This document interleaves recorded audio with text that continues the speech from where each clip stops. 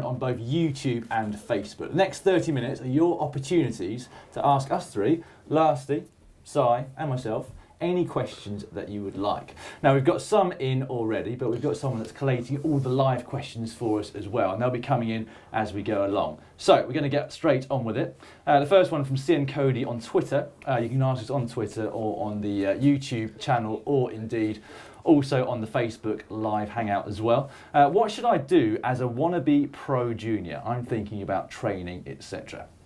Thinking about training is a good thing. It is a good thing. Although, actually, I'd say having fun is the most important thing. You get a lot of really talented juniors, don't you, that don't really make it very far into the elite category. And that is, I think, because a lot of them burn out. If you go too hard and you commit too much as a junior, then actually you might find that you sort of run out of enthusiasm. So whatever you do, make sure it's fun. And then if the race results come, then you're definitely going in the right direction. How about that? I think we touched briefly on this on a live hangout we did just before Christmas as well, and we all concurred that part of getting to a professional level is giving sponsors back a lot. That's what it's, that's what your job is as a professional rider, is giving value to the people who are paying you and sponsoring you, and that works all the way back to the youth category. So if you're on the verge of getting a free jersey or maybe a bike at trade price or even loaned for a year, you might not be quite as good as some of the other riders that you're racing against, but if you can offer more value by giving more publicity in your local newspaper, on websites, etc., then they're more likely to give you the deal. Yeah. Should we go to our YouTube comments? Aaron Chan is saying, GCN live for real? Aaron Chan, here's your answer. We are live. How's that? For real. For real. Yeah. No doubt. So we've got a few comments coming in about your hat, actually, Si. I'm not surprised. People are wondering where they can get it. You cannot get it in the Global Cycling Network shop, but you can get Dan's t-shirt and our hoodies. shop.globalcyclingnetwork.com. Oh my word, he's so on brand. On Amazing. brand. Can I say that the hat is essentially a cover-up? Well, yeah, I can't ever compete with Dan's hair, so I thought I might just put a hat on and see what happens instead. You might be. You never tried.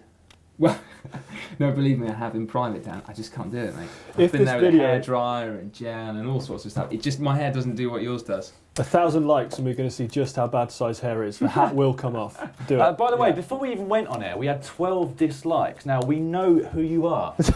Actually, we don't, but we would like to know who you are before we even got going with the live broadcast. Scott Gregory wrote in on Facebook before we came on air and said, does Tom Last even ride anymore? Yeah, loads. I love riding my cross bike and I ride to work. What you should do is follow Tom Last on Facebook. He's got his own page, at Tom Last GCN. Yes. Because he has actually been posting pictures of his cyclocross rides with Si over the last couple of weekends. So yes, he does. Yeah, and in some pretty rank weather as well, actually. We had a particularly grim 2.5 hours just 2 weeks ago. The company was excellent, though. The company was fantastic. It was. Right, let's go back to some Facebook questions, shall we? How about Paul on Facebook, who said, what do you expect from Caleb Ewan this summer after his strong start to the season? Ooh, I'm expecting a lot, actually. We were just actually watching footage again, which you will see in the GCN show, which is being released very shortly indeed, of Caleb in a side-on view from the last day of the Tour Down Under in Adelaide. And it is just incredible how low he is on his bike. He literally looks like he's about to go over the front. His face is underneath the bars in front of it. He's so low, and we had a comparison with Mark Cavendish, who was famous for being exceedingly low on the bike when he's sprinting. And I think Caleb's a fair bit less in terms of frontal area.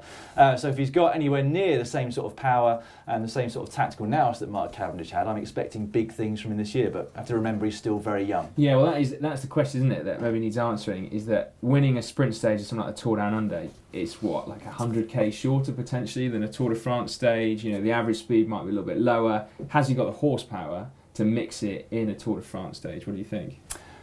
Certainly in the future, there seems no doubt, does there? But it will be interesting to see this year. We understand from a press release from Orica that this year he will be doing the Giro d'Italia. So he's already won a stage last year of the Vuelta, slight uphill finish there. It will be interesting to see how he goes up against the likes of Viviani when they're truly on form in their home Grand Tour. Mm-hmm. Dan, did you ever ride the Tour Down Under? And if so, how did it compare to the Grand Tours? No, I didn't actually. I held Sun Tour twice, but never rode the Tour Down Under. Went there a couple of years ago for GCN, I think in the second year that we were running as a channel, but no, never raced it. Okay, we've got a shout out to Hendrik de Vries on Facebook, who is watching at school. So he's not just on Facebook at school, he's watching our video at school. Well done, Hendrik. Nice. Keep up the good work. Very good work, actually. Man, imagine if GCN had been around when we were at school. We would have got even worse results. Yeah, we'd never have got a job here. That's a good point. Henrik, turn us off now, quick. Work hard. Right, should we go back to our Facebook comments? Okay. How about Matt Noon, or perhaps no one, is our elliptical chainrings going to help me on hills? Now that is an interesting one actually. I've got no experience with them personally. You rode them. Yeah, I had the rotor Q rings for a couple of years. Never did any kind of scientific testing with them. It's something we're planning on doing at some point in the future.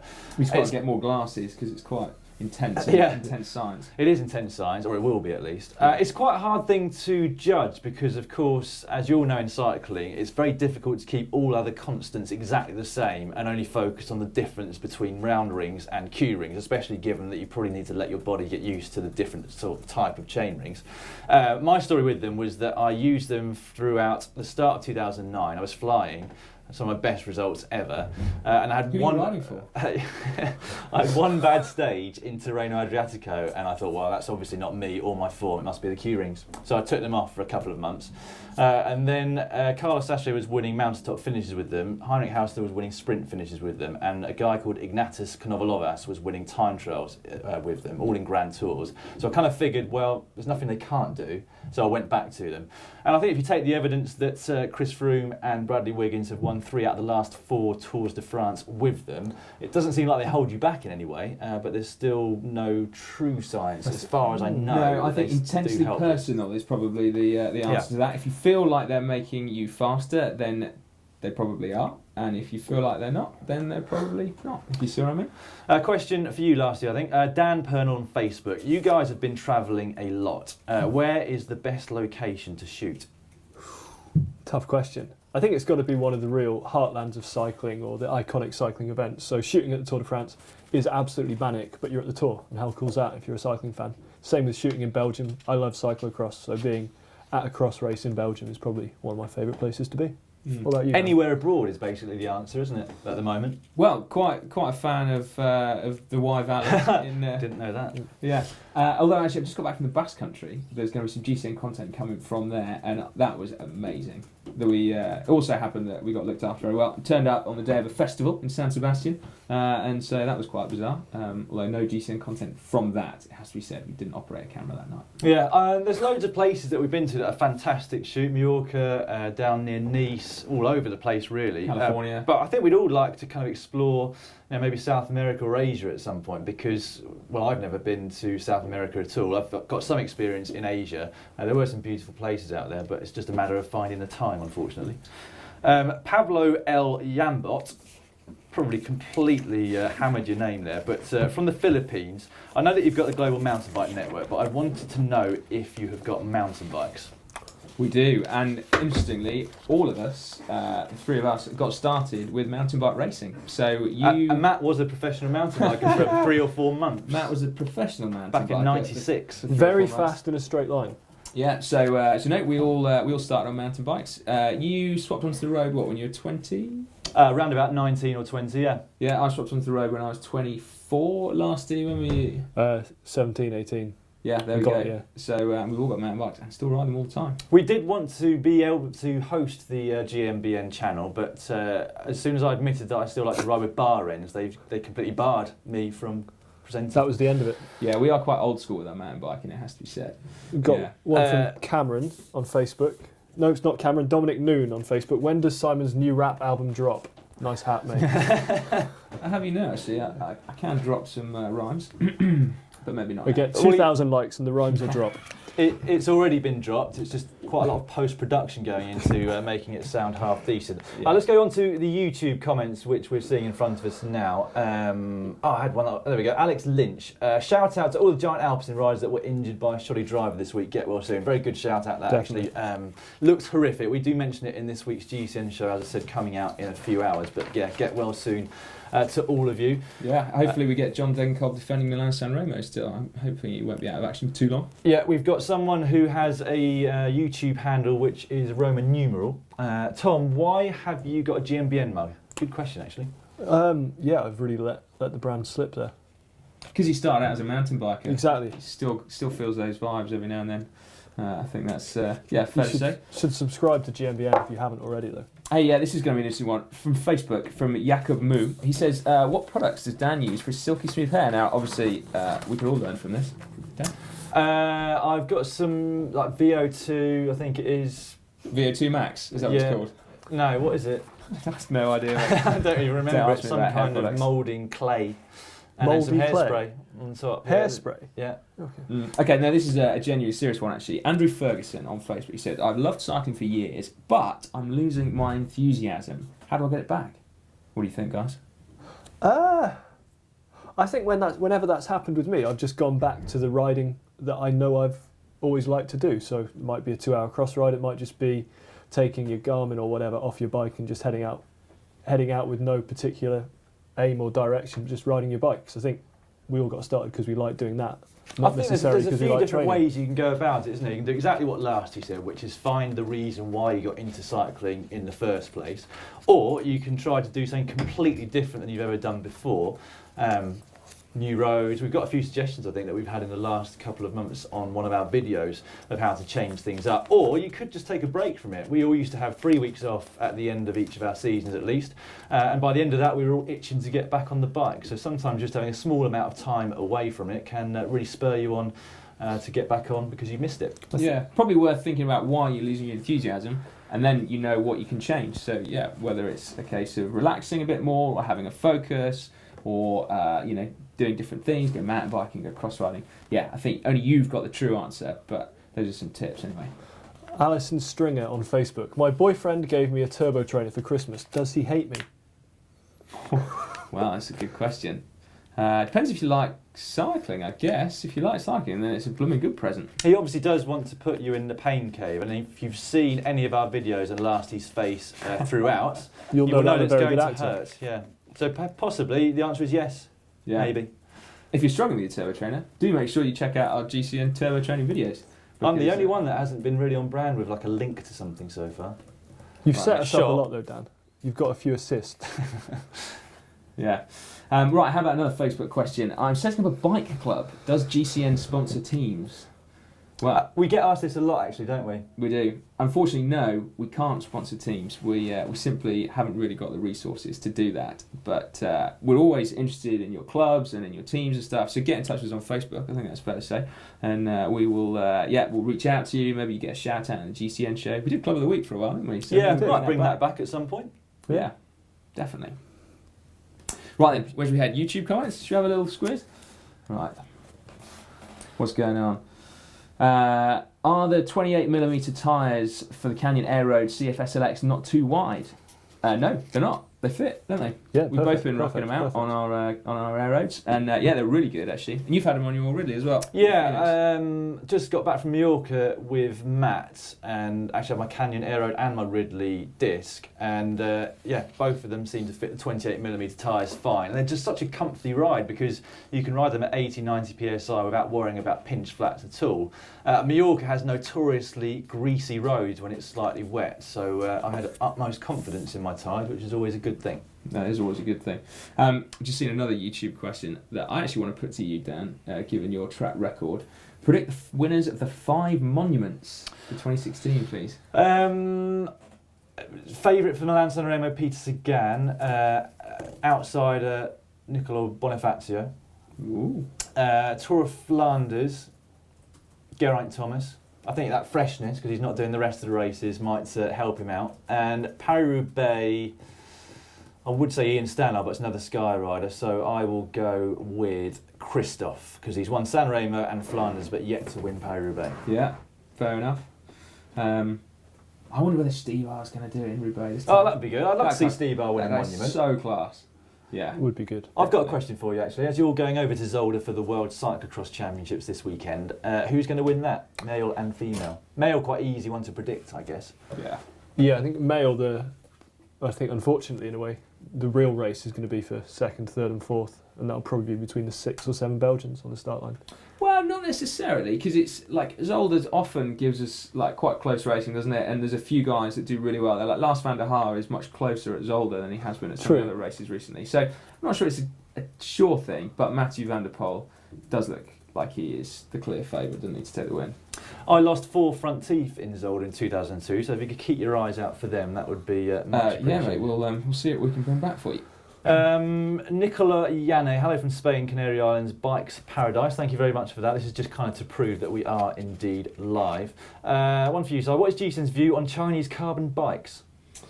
Well, that is a really interesting question, actually, and one that we are going to go into in detail at a later date. But I think it's fair to say that there are at least a couple of things when you're buying products for your bike, isn't it? And certainly one of them, for me, is trust. So there is a certain element when you buy from a brand that is reputable and that you know the history and they've got a really good warranty to back it up, that your equipment is not going to fall apart on you. And so there was one point where I was looking at buying a set of wheels and I just simply wouldn't be sure whether what my front wheel was going to disintegrate on me, because you just don't know, do you? You don't know who has made them. And with carbon, it's so important to get the manufacturer right. And what looks fine on the outside might be an absolute dog's dinner on the inside if you cut it open. So my view is proceed with caution. But the fact is, there may be some great products out there that we just simply don't know. But it is, for me, a matter of trust. Yeah, I would agree. I also bought some fairly cheap lights off eBay a few years ago. Never had any problems with them whatsoever. They're incredibly bright. But in doing some research on them, found that some people had some rather disastrous battery charging sessions in the past, which put me off using them. It might only be one in every few thousand that doesn't work, but that, as Si said, is enough to kind of make you think twice about some of those things. Yeah. The risk is up to you, essentially. I did have one for you again, Mr. Richardson. Mr. Grumpy 53. Any of you thinking of starting racing again on the local level? Well, yeah, I have been dabbling actually a little bit over the winter. I did a few cross races. I've got a great local league near to where I live, and my condition for starting is that I can cycle to the start, so I can just rock out 15 minutes from home, line up, do a race, then ride back in. So I've been doing that, and I also quite want to do a bit of mountain bike racing again this summer, as and when it fits with GCN. But I'm not all that fussed about going back on the road just yet, so we'll wait and see. Really strange. I thought we'd actually covered the results of those events in the GCN show. He was probably disbelieving. Yeah, they didn't make the final edit. No, yeah, we cut them out. Oh, that's a shame. The Western Cyclocross League is a pretty big deal. I'm not going to lie. It's a good point. You know, if you live near a good cyclocross league, it's a great place to start, because it's where I got my start in racing. You can turn up on pretty much any bike, friendly, off-road, safe. Yes, it is really good. It's an absolute free-for-all. I'd definitely recommend it. I've got one for Lasty. Okay. Paolo Cossidi. What's the best thing about being a part of GCN? Is that a loaded question, Dan? No? Okay. Oh, yeah, yes. Well, you know, it's the style, not just advice but inspiration that I gained from being sat near Dan is, yeah, it doesn't help at all. I don't know, it's a really cool place to work. I've always loved cycling, and I still do, and so to be able to have that as part of my job after I stopped racing and to hang out with people that I raced with as well, it's pretty cool. I thought you were going to say crouching down next to bikes, but there you go. Leg strength. It is a dream job, isn't it, basically? We get to ride amazing bikes in amazing places. We get to meet amazing people. And yeah, the people that we actually work with are pretty cool too. Yeah, it is great. There's a really good one here actually that we're in our new GCN show set. Yes, what do you think? Let us know. Sam Sava has said... Cycling shorts. Yeah, that is... grim. Anyway. Sam Sava has said, do you have a sign counting the number of days since Matt's last crash? No, we don't, but I think we should get one. I know, it's always, weighing heavily on our minds, isn't it? So we probably don't need reminding. He did stay upright in Mallorca, as far as I remember, which was good. Right, some more comments from Facebook. Michael Buds, can you guys at GCN really see these comments? Yes, that was an easy question. Richard Cross, please can you wave at the Facebook camera for those of us on Facebook? Sorry. We're looking at the big one next door. Yeah, sorry. So a ton of people have been asking where Matt is. Dan, did you just leave him in Mallorca? He was pretty fatigued. Now I don't know where to look. We did 7 days of fairly hard filming over in Mallorca. Fairly hard filming. Yeah, and there's a quote of the day. It involved quite a lot of riding and quite a lot of thinking and talking as well. So I think he's having a bit of a rest back at home. I lost my voice the other week, and I was telling everyone that it was because I was presenting too hard, and everyone laughed at me. It was like they didn't believe that. Not surprised. It might be a dream job, but it is a job, and Matt and Dan did work really hard when they were in Mallorca. Yeah. Cameron on Facebook, Dan, pick one professional you would want to join the GCN team. Ooh. I think I'm going to say, just because he's fresh in my mind, because I've just spoken to him, Vicente Reigns. Do you remember we did this how to coffee stop like a pro in Mallorca with him a couple of years ago? He gave us brandy. It was good. Yeah, that may be one of the reasons why I would like him to be working with us. But he's just a great fun guy. He's extremely experienced as a professional rider. He's been around a long time. And it'd be nice to have someone foreign. But we are definitely looking to get a female presenter at some point, and so we just need to wait for the right one to come along from that point of view as well. So we've worked who knows? Some great people, haven't we? Alexis Ryan, who's now at Canyon SRAM, she was super cool. Tiffany Cromer, also at Canyon SRAM actually. So we would really like to get a female co-presenter, definitely. Right, where are we going to head? Facebook, YouTube? Well, just time to remind everyone on YouTube and on Facebook that there's 8 minutes left to ask us your questions. So time flies when you're doing a Facebook and YouTube hangout, as the saying goes. Yeah, it's a well-used phrase. Tom, this person, List, apologies for getting that wrong, is really concerned about your tea. So he said they'll get cold if you don't drink up. Or is that like Matt Stevens' tea? Yeah. The virtual tea. It had water in it, but I drank all of it. Thank you for your concern, it's very kind. Yeah, okay. Julia Burt, you've asked, can you put a cassette larger than 32 on a road bike? Which has not got an easy answer, really. Yes, you can, but you need to change your rear derailleur because most road rear derailleurs can only fit 28 cassette. The mid-range one, what are they called? Mid-length? Mid-length Medium cages. cage. Medium cage, thanks mate. You can only go up to 32, so you need to get a long cage rear mech to let you go up to a 36. So, and then you'll need to change your chain as well, in all probability, to make it longer. So yes, you can, but you might need to change your hardware slightly. And if you go for SRAM 1x, you certainly can. Yes, that's very true. Yeah, you can go up to like a 42 on there, can't you? 42. My word. Lists. Is that real tea in the cup, Tom? They are obsessed with your tea. Yeah. You weren't listening, Dan, so I just read the same question. No, it was a different question. Was it? But Yeah, they are really concerned about your tea. real tea, not whether it's getting cold or not. All right. Patrick Bisogno, what's your view on the Thomas versus Froome dilemma? I'm not sure it's a dilemma just yet, is it? Probably not quite yet, I guess, but maybe just a matter of time. Yeah. Well, it'd be great for us to watch.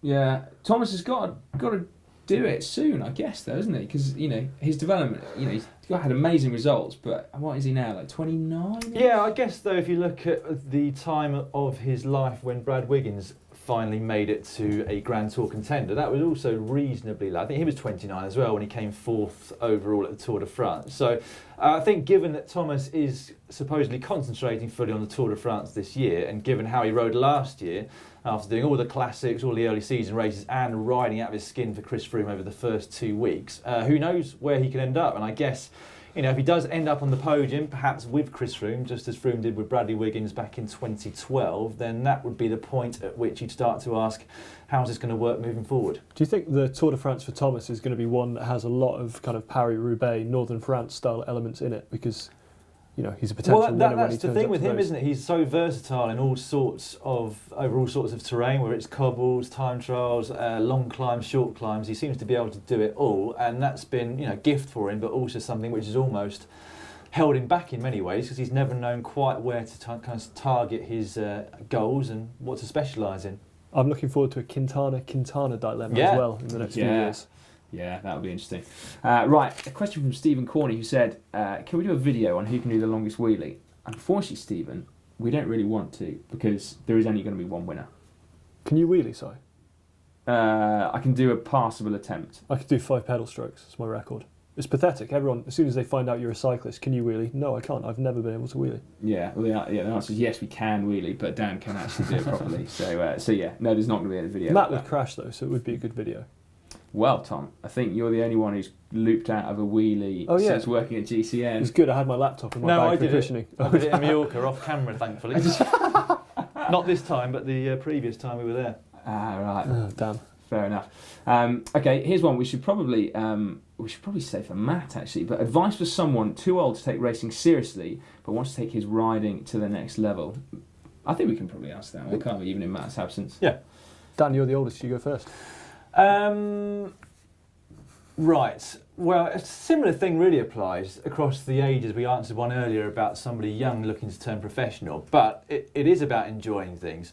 I think the general thing that people sort of fall into is doing too much, because when you first start cycling, there's a big link between how much you do and how good you are. So the more you do initially, the better you get. But of course, there comes a point when that no longer holds true. So you either dig yourself into an overtraining hole, which is hard to get yourself back out of again. So that is the point when you need to start focusing more on a concrete training plan, one that's just going to take you from this level to that level, and have goals in front of you, small goals, big goals, longer term goals. So even if you're not actually racing or putting a number on your back, you know that you're actually getting better than you were the previous month or the previous year. So as long as you can see a progression, you'll know you're going in the right direction. Yeah, I'd add a couple of things to that. First, we don't know how old you are, so it has to be said that you can still perform really, really well on a bike, even when you're getting on for 50s, 60s. Like, there's some pretty talented people out there. So you're never too old, I think it has to be said.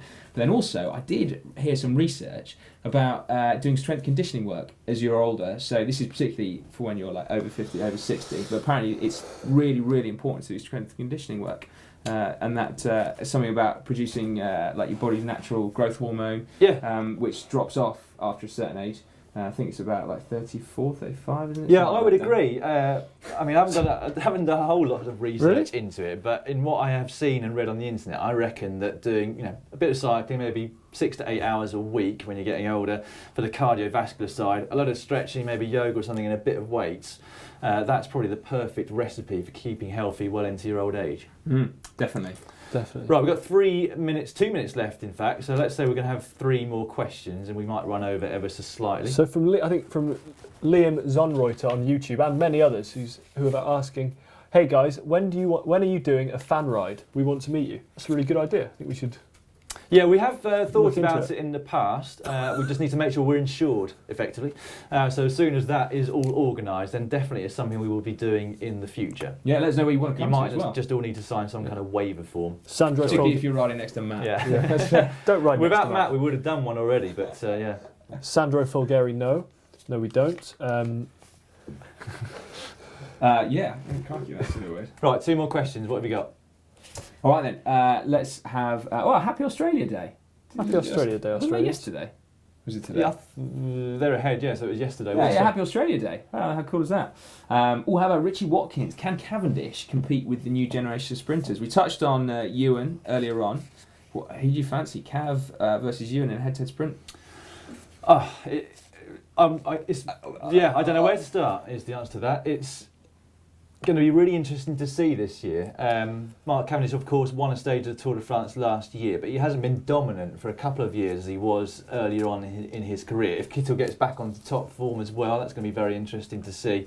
You never get it, do you? Even when sprinters are all on top form, which very rarely happens in itself, they never get to the last 200 metres of a race all in the perfect position to sprint, because that's basically impossible. There's only, the perfect position is one place. There's only a couple of people that can be around there.